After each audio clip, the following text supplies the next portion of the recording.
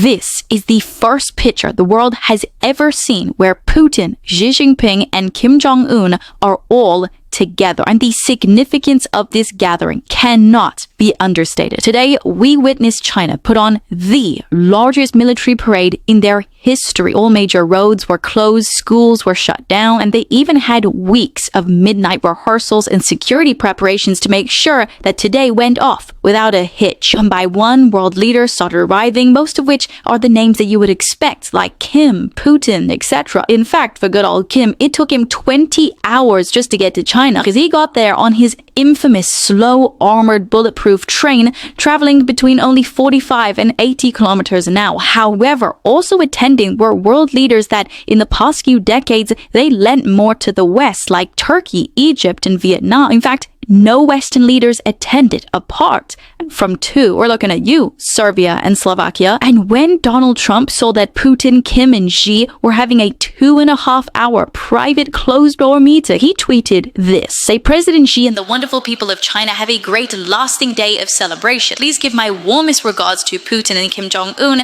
as you conspire against the United States. Now, it wasn't just what they spoke about that will be of concern of Western leaders watching. It'll also be the new weapons that China unveiled. So these included new powerful laser weapons capable of taking out swarms of drones, burning electronics, or even blinding pilots, new nuclear ballistic missiles with a range capable of striking US mainland, giant underwater unmanned drones, and also a number of weapons which display China's heavy investment in the future of warfare, including drones, smart tanks, AI-assisted weaponry, and of course, even robot dogs. In fact, today on Chinese social media, all of the top searches were about the parade and its weapons, including the fourth one talking about their new ICBMs having the striking range that covers the entire world. But for Xi Jinping, what means more than showing off new weaponry is showing off a new world order, one that challenges the West and its allies, but also one where China is positioned right in the center. In fact, in Xi's speech overlooking the military parade, he said the rise of the Chinese nation is unstoppable. Strength may prevail for a time, but over the long arc of history, it's reason that wins. So the question is Donald Trump's foreign policy pushing these countries together to strengthen their relations, or was what we saw today inevitable and would have happened no matter who was in office? Lemon slice.